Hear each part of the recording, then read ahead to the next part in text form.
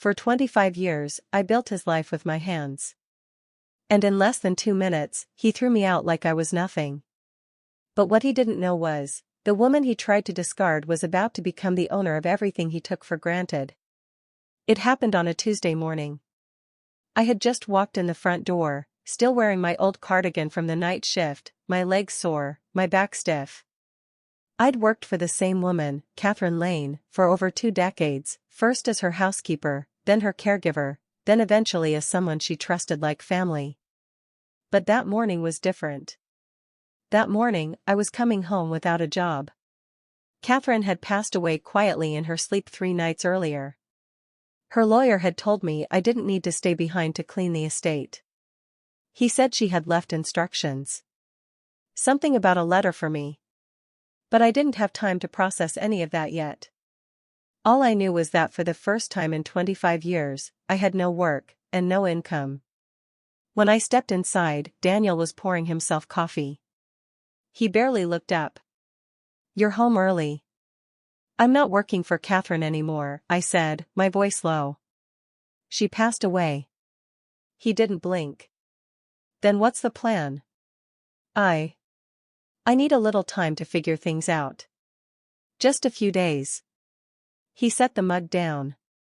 "We don't have a few days. Mortgage is due next week. Your paycheck was the only thing keeping this house running." I stared at him. "No, I'm sorry." "No, are you okay?" "Just numbers and bills." He sighed like I was already exhausting him. "Look, I know you're tired.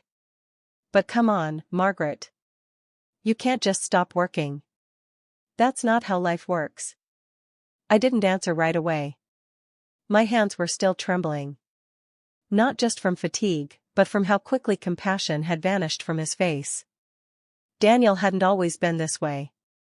When we met, I was 33, newly divorced, and emotionally drained from years of a marriage that treated me like furniture. Daniel was different, or so I thought.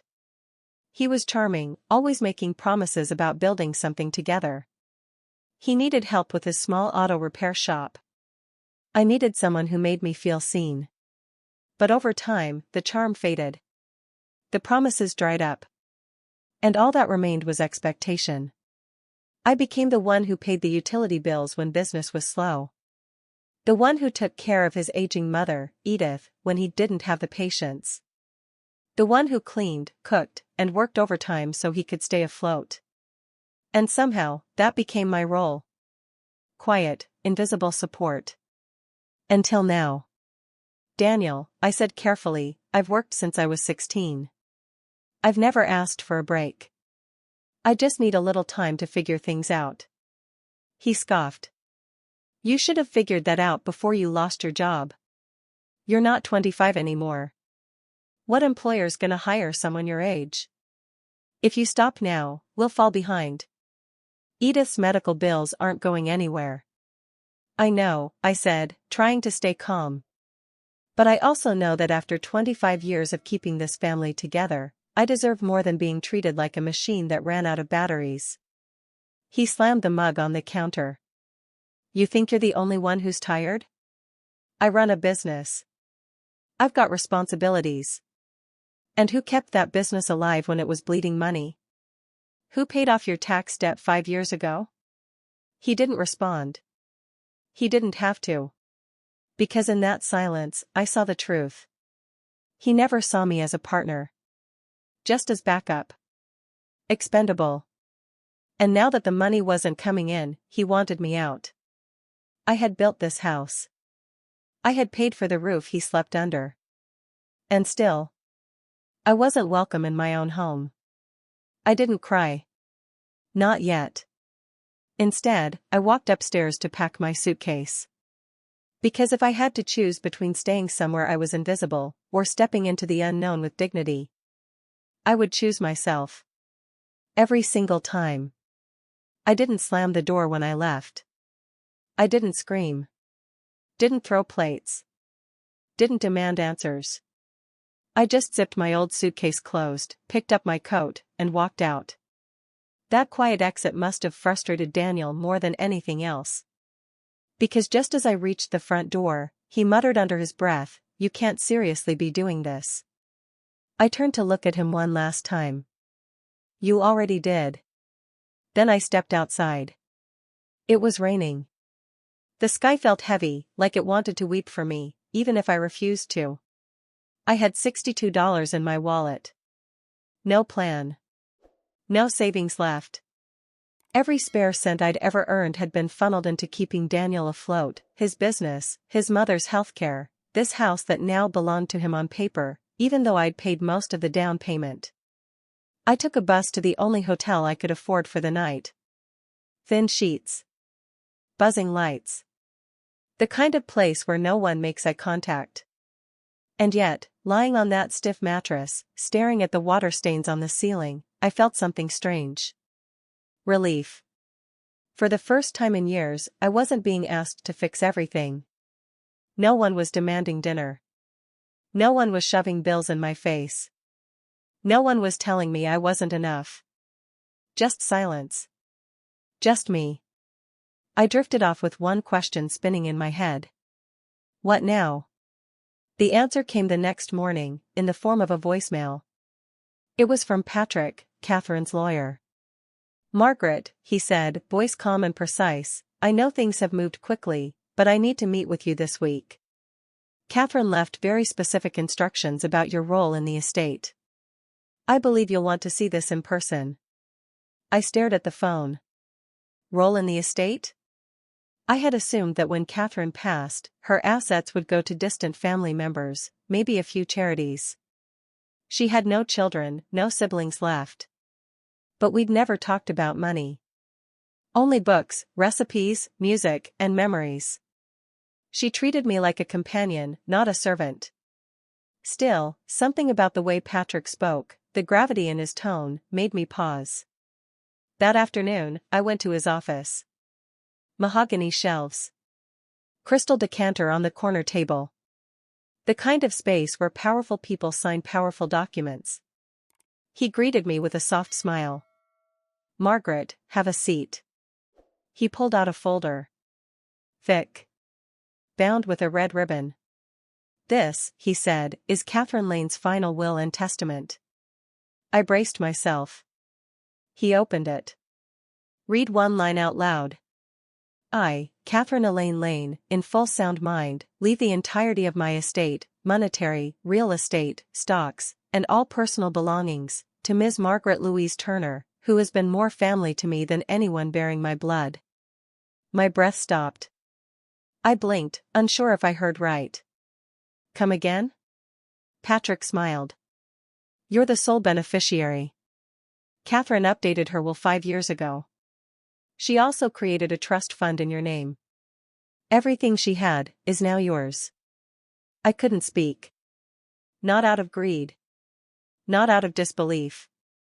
But because in that moment, something deeper hit me. Someone had seen me. All of me. Not just as a housekeeper. Not just as the quiet one who cleaned the silverware and folded linens. But as a person worthy of love, respect, and trust. I swallowed hard, trying to find words. "She never told me." "She didn't want to," Patrick said. "She said you'd never take a dime from her if you thought it was charity. She wanted you to have this as a gift, not a favor, but a recognition." He slid a document across the desk. A statement from the trust. Balance, $8,176,042. I didn't cry in that office either. But something broke loose in my chest. The weight of decades lifted all at once.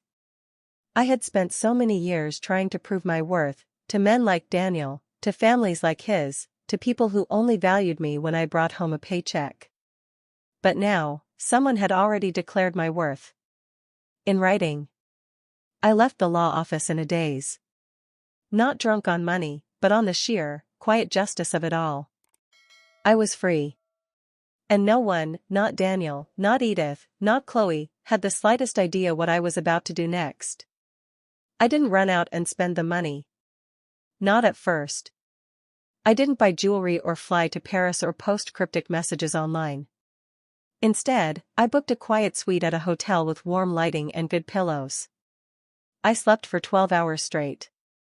No alarm clock. No Edith knocking on the door. No Daniel flipping through bills and sighing just loud enough for me to hear. I ordered breakfast to the room. I sat in a real robe, not a hand-me-down apron.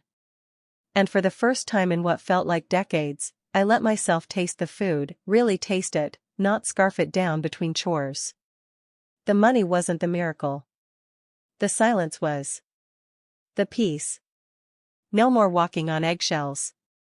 No more pleasing people who saw me as less. I didn't call Daniel. He didn't call me either. But I knew it was only a matter of time before he noticed something. Because the bank account he used to peek at? The one we once shared before I realized he'd been dipping into it for business emergencies?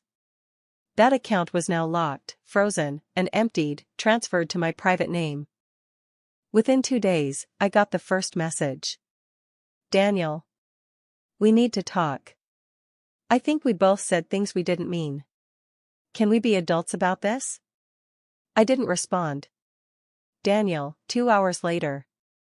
I can't pay the rent without your income, Margaret. At least tell me where you're staying. Still nothing. By day 4, the tone changed. Daniel. Fine. Be that way. But don't come crawling back when you realize the world doesn't care about washed-up women with no retirement fund. That one made me laugh. I was sipping espresso on a rooftop terrace at the time, flipping through property listings with a private broker. And no, I hadn't told anyone about the inheritance, not even my old friends. Not yet. Not because I wanted to hide it. But because I wanted to decide what came next, without being pushed or pitted or praised. The past 25 years had been about survival. Now. I wanted to build. Not just a house. Not just a retirement plan. But something that felt mine, completely, unapologetically mine. That weekend, I visited an upscale piano showroom. Not because I needed a piano. But because for years, I'd dreamed of learning to play again. I had given it up when I married Daniel. He called it a waste of time and told me we had bills to pay, not songs to play. So I stopped. I stopped painting. Stopped writing. Stopped breathing fully. And now? Now I ran my fingers across the glossy black keys of a grand piano and whispered, "Hello, old friend." The salesman smiled at me politely, probably assuming I was there to browse and leave. He had no idea that I could afford every instrument in that showroom 10 times over. But I didn't need to prove that. Not yet. That's what people like Daniel never understood. Power isn't about showing off. It's about knowing you don't have to. So I kept things quiet. For now. But I knew something they didn't. Every day I stayed silent. I got stronger. And every minute they stayed arrogant, they got closer to a reckoning they wouldn't see coming. Because when I decided to speak, I wouldn't be asking for a seat at the table. I'd be buying the building. The real estate showroom was glass, gold, and silence. The kind of place where every heel click echoed, where every client wore labels you had to Google, and every smile from the receptionist came with a hidden price tag. I had an appointment, scheduled by my broker, but the moment I stepped through the door, I felt it. That subtle tightening in the air. That scent of judgment. A young woman with sleek hair and bright lipstick approached, all charm and professionalism. "Good afternoon, ma'am. Welcome to Crescent Heights. Are you here for the villa tour?" "Yes," I said. "Margaret Turner. I have a 2 p.m. appointment." "Of course," she said, scanning the list. "I'll assign someone to walk you through the models right away." I nodded and turned toward the showroom, but then a voice cut through the calm like a knife dipped in sarcasm. "Oh, wow. Didn't know we were doing charity tours now." I froze. I knew that voice. I turned slowly. There she was. Chloe. Daniel's niece. The same Chloe who once asked me if I knew how to use a smartphone. The same Chloe who laughed when I brought handmade cookies to a family barbecue, calling them adorable and very thrift store. She stood in stilettos, arms crossed, eyebrows already raised. "What are you doing here?" she asked, loud enough for half the room to hear. "Looking for a cleaning job?" My jaw tightened. "I'm here to view a property." She scoffed. "You? Seriously?" Then she turned to the receptionist. "Did no one screen today's walk-ins? Do we just let anyone in off the street now?" The receptionist flinched. Clients nearby looked over, some frowning, others smirking. Whispers began. "Is she lost? Maybe she's someone's assistant?" Chloe stepped forward.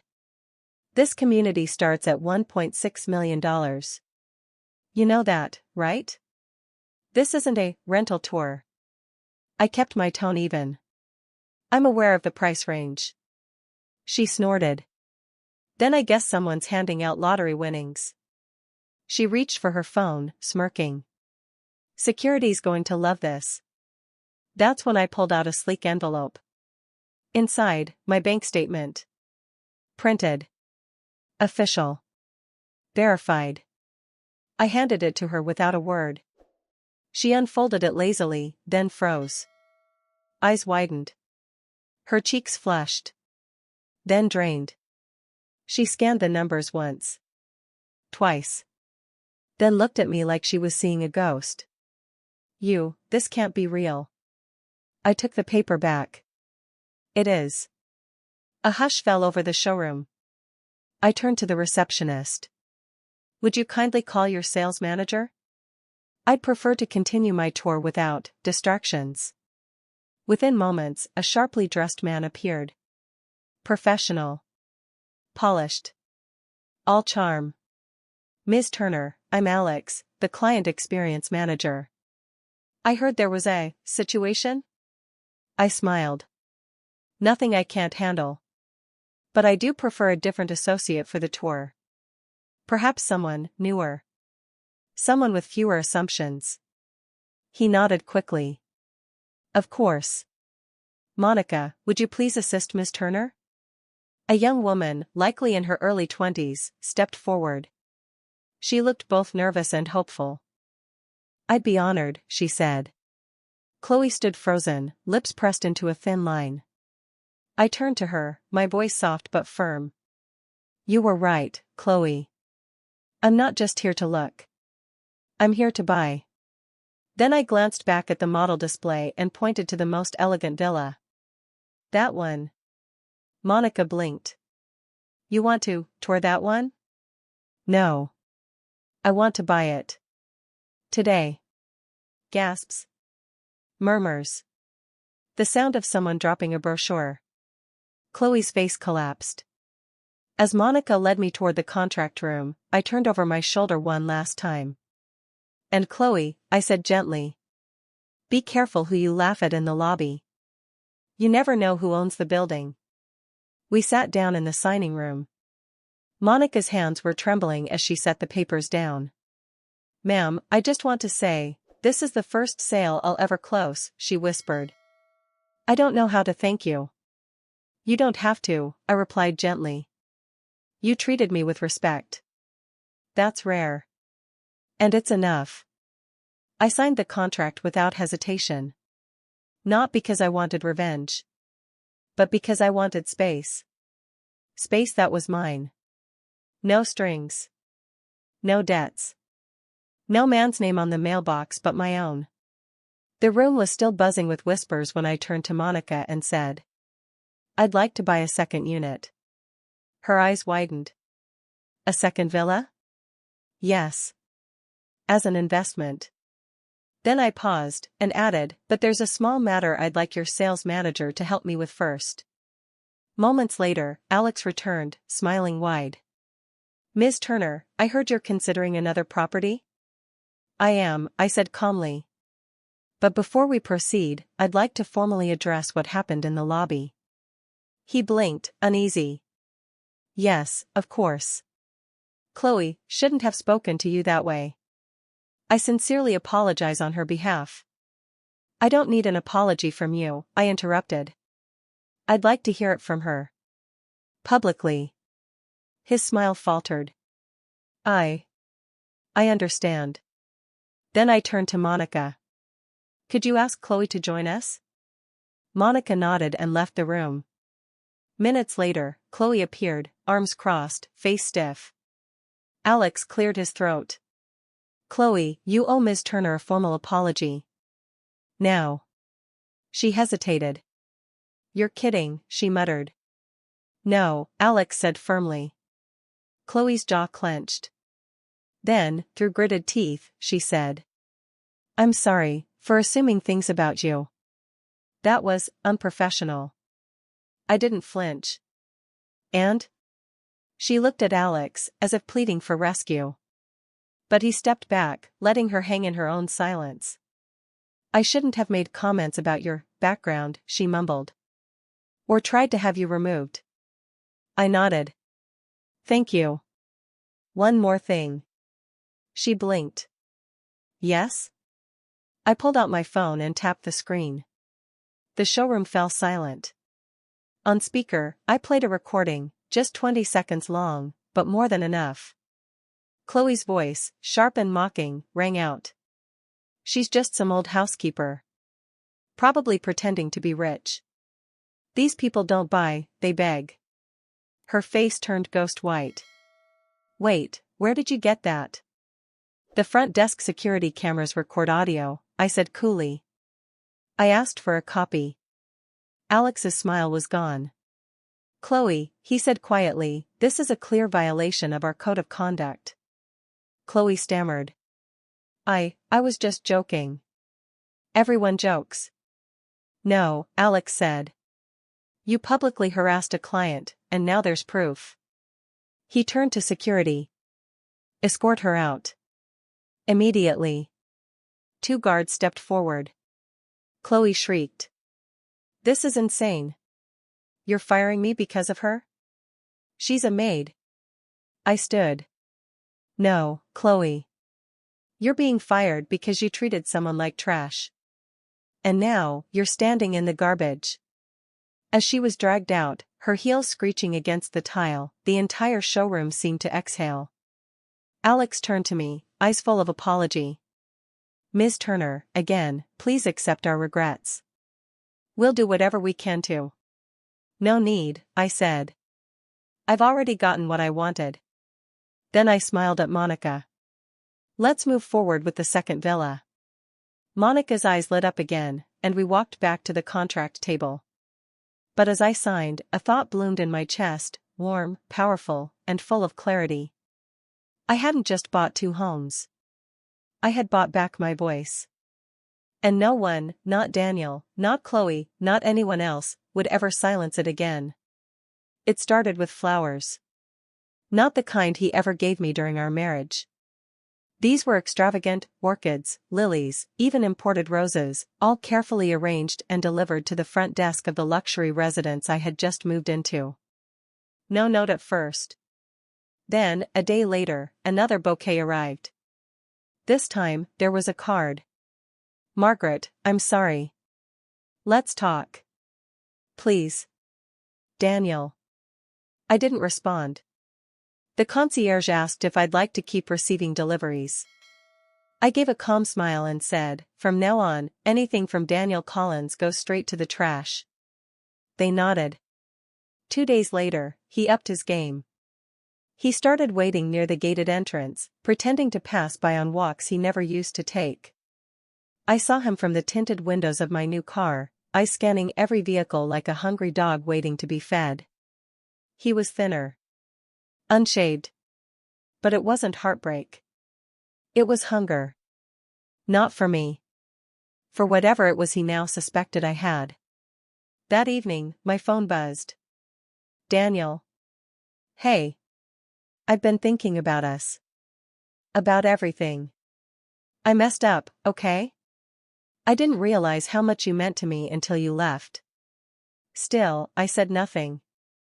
Daniel, next day. Look, I've been stressed. You know how much pressure I'm under with Mom and the shop. I snapped. But it's not too late, right? We can fix this. Fix this? Fix what? The 25 years I spent holding everything together while he called me too emotional and overreacting? Or maybe the night he told me I should apply to clean hotel bathrooms so I'd feel useful again? By now, he had to know something had changed. The joint bank account was gone. The spare credit card he used for emergencies had been deactivated. He was grasping in the dark. And then, he went lower. He went to the one person he thought could break me. My ex-husband. Yes. The man I had divorced decades ago. The one who had once called Ethan that broken child you'll regret saving. I hadn't spoken to him in years. But now, he called me out of the blue. Margaret, he said, his voice dry as sandpaper. Daniel's been sniffing around. Came to my office. Said you've cut ties and might be having a breakdown. He asked if I knew anything about your finances. I laughed. Did you tell him the truth? I told him to go to hell, he said flatly. Whatever you've built, it's none of his business. Just thought you should know he's starting to dig. Let him dig, I said. He'll find nothing but dirt of his own making. And I meant it. Because I wasn't hiding anymore. Let Daniel knock on every door in town. Let him ask old neighbors, old friends, old coworkers. Let him go crazy trying to figure out how I'd gone from dead weight to invisible force. I didn't owe him answers. Not anymore. But just in case he thought persistence would wear me down, I sent him a message of my own. I forwarded a photo of the 2 villas keys in my hand, next to a signed contract stamped in my name. No caption. No explanation. Just cold, silent fact. It only took 2 minutes before he replied. Daniel. Are you serious? You bought a house? With what money? Daniel, 30 seconds later. Wait, is this from Catherine? Are you telling me she left you something? How much? Daniel, 1 minute later. Look, we can talk. Let's not make this ugly. Just tell me what's going on. I blocked him. Then I leaned back in my leather chair, sipped my wine, and turned my phone face down. Because I finally understood something. Men like Daniel never want you. They want what you give. Your labor. Your time. Your silence. Your savings. And when you stop giving? Suddenly, they remember how much they miss you. But I was done being missed. I was done being useful. Now, I was powerful. And Daniel had no seat at the table I had built without him. The invitation came as a surprise. A community dinner at the country club, the same one that Edith had spent decades bragging about. She still called it our little elite circle, as if the faded chandelier and dry salmon somehow made her royalty. I wouldn't have gone. But then I saw the guest list. Daniel. Edith. Chloe's mother. And a few others whose noses had always been too high to notice people like me. So I RSVP'd yes. Not for revenge. For closure. I wore a tailored black dress. Simple. Clean. Timeless. The kind of thing Edith used to call aspirational when flipping through magazines. When I walked in, the room fell quiet for half a breath. Not out of awe. Out of confusion. They recognized the face. Not the posture. Not the silence. Not the way I held myself, no longer hunched by worry, no longer dimmed by years of dismissal. I sat alone at a corner table. Let them come to me. And of course, they did. Edith was first. She approached with that syrupy smile that only women like her had perfected, sweet on the surface, acid underneath. Margaret, she purred, you look, well. We were just talking about you the other day. You've been keeping busy? I sipped my wine. Quite. I heard you've moved into some new place uptown. Must be a nice break from the motel you were staying in. I tilted my head. Actually, I bought the entire building. She blinked. What? Before I could answer, Daniel appeared. He looked thinner, grayer. But his arrogance hadn't aged a day. "There you are," he said, voice too casual. "I've been meaning to talk to you." I said nothing. "Listen," he continued, "I may have overreacted. Things got tense. I get it. But we've been together a long time. Doesn't that count for something?" "Sure," I said calmly. "It counts." He smiled. Then I added, "It counts as the time I lost on someone who never deserved me." The smile cracked. "You're bitter." "I'm free." He leaned closer. "Margaret, come on. Just tell me, what's really going on? You're buying villas? Living in private communities? Are you seeing someone?" Edith jumped in. "It's the Catherine money, isn't it?" I didn't answer. Instead, I stood up, raised my glass gently, and tapped the side with my ring. The room quieted. I spoke clearly. "For those of you who've been wondering, I'm not bankrupt. I'm not crazy. And I'm certainly not crawling back to anyone." Eyes locked on me. "I inherited over $8 million from the one woman in this world who ever treated me with dignity. A woman you all barely acknowledged while she was alive. Catherine Lane left me everything she had, not because I asked, not because I schemed, but because I showed up. Every single day. With respect. With care. With loyalty." Gasps. Whispers. Someone dropped their fork. I looked directly at Daniel. "You said I was a burden. You threw me out like trash." Then I turned to Edith. "You said I'd be lucky to clean toilets in a senior home. That I had no value outside of your son's bank account." Then I turned to the whole room. "But here I am. Fully paid. Fully free. And not one of you saw it coming." I took a slow sip from my glass. Then walked out. No one stopped me. No one dared. Because for the first time in my life, I wasn't the one looking for a seat at their table. I had my own. And they weren't invited. I didn't move into a mansion. I didn't hire servants or throw parties or post a single photo online. Instead, I bought a lakeside home just outside the city. Tucked behind rows of whispering pine trees, where the wind moved slowly and the world didn't rush. The house wasn't grand. But it was mine. The windows spilled sunlight across wooden floors. The kitchen smelled like roasted coffee and cinnamon every morning. And in the corner of the living room stood a piano, black, gleaming, already waiting for new beginnings. Some mornings, I sat at the bench with my fingers resting on the keys, not playing, just listening. Listening to my own breath. The quiet had weight. But it didn't suffocate me anymore. In the backyard, I planted wisteria and roses, two flowers I'd always loved but never allowed myself to tend. Too busy. Too tired. Too poor. Too married to someone who never noticed anything I grew. Now, the flowers bloomed for no one but me. There were no demands.